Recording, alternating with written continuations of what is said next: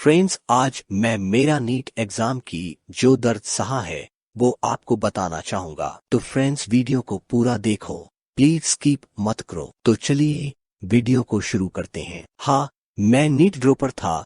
2018 में पहला प्रयास, बोर्ड परीक्षा के बाद मैंने अपना पहला प्रयास किया। मुझे सचमुच परीक्षा की कोई जानकारी या तैयारी नहीं थी। मैंने यह परीक्षा सिर्फ इसलिए दी क्योंकि मेरे माता पिता ऐसा चाहते थे। मेरे लिए यह मॉक टेस्ट था। कुछ हद तक 300 से 350 के बीच स्कोर किया। मुझे यह याद भी नहीं है। मैं हमेशा एक ड्रॉप लेना चाहता था और फिर परीक्षा की तैयारी करना चाहता था, क्योंकि वित्तीय मुद्दों के कारण मैं स्कूल के साथ साथ एक कोचिंग में शामिल नहीं हो पा रहा था।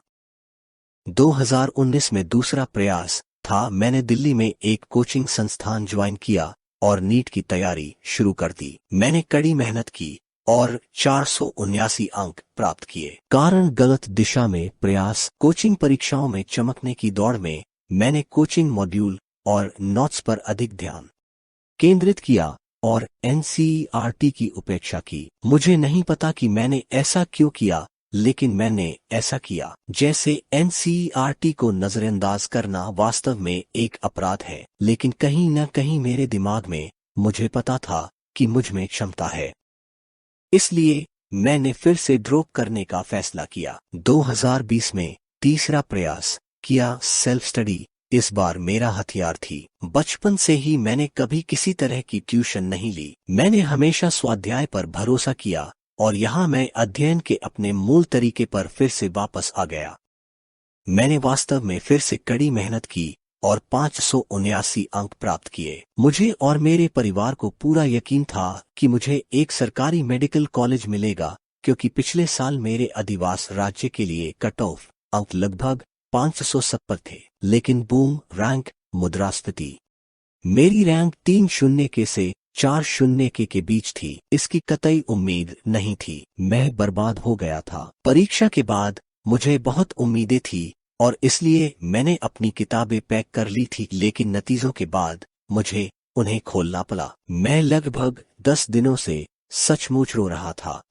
मैं नुकसान को संसाधित करने में सक्षम नहीं था। लेकिन जब शिक्षाविदों की बात आती है तो मैं फिर से एक जिद्दी व्यक्ति हूँ। फिर से गिराओ। 2021 में चौथा प्रयास किया।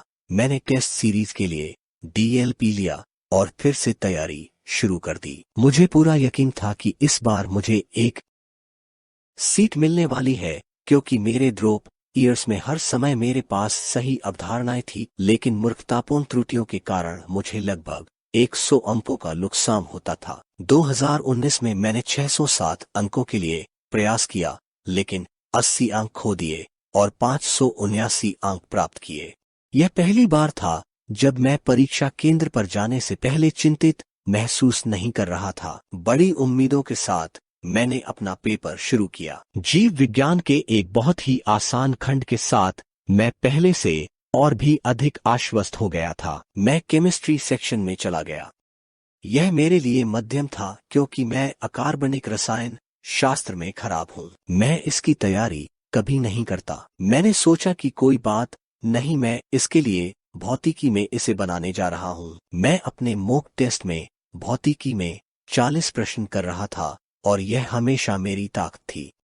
मैंने भौतिकी के सेक्शन बी को हल करना शुरू किया और कुछ समय बाद जब मैंने घड़ी देखी तो केवल 40 मिनट बचे थे। मैं ब्लैंक गया। पूरा खंड ए छोड़ दिया गया था और खंड बी में भी कुछ प्रश्न शेष थे। जब मैंने भौतिकी करना शुरू किया तो लगभग 90 मिनट बचे थे और अब मैं घबरा गया। 2018 से लेकर अब तक का पूरा सफर मेरे दिमाग में घूमने लगा। किसी तरह मैंने फिजिक्स में कुल 25 प्रश्न किए। जब मैं अपने परीक्षा केंद्र से बाहर निकला तो मैं टूट गया था। मैं सोच रहा था कि मैं अपने परिवार का सामना कैसे करूंगा। वे हमेशा मेरा बहुत समर्थन करते थे और अब मैंने उन्हें और खुद को नीचा दिखाया है। मेरे पिता बाहर इंतजार कर रहे थे और मुझसे पूछा कि पेपर कैसा रहा। हर साल मैं खुशी खुशी उसे 600 या 650 कहता था, लेकिन इस बार मैंने जवाब दिया कि घर पहुंचने में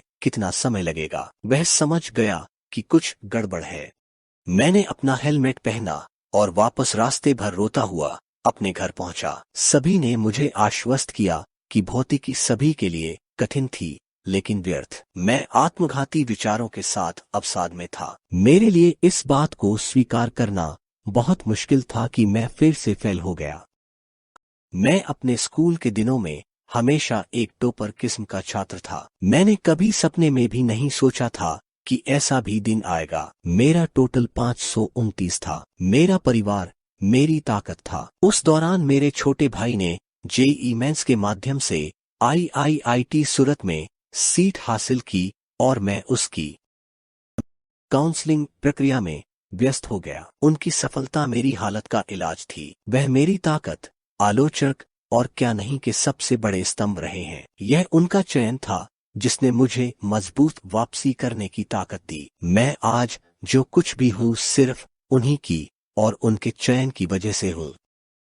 2022 में 5वां प्रयास और आखिर प्रयास किया। मैंने जनवरी में लंबे ब्रेक के बाद फिर से शुरुआत की और पीडब्ल्यू याकिन बैच में शामिल हुआ। इस बार मैंने एनसीईआरटी और उस सभी याद रखने वाले हिस्से पर थोड़ा अधिक ध्यान केंद्रित किया।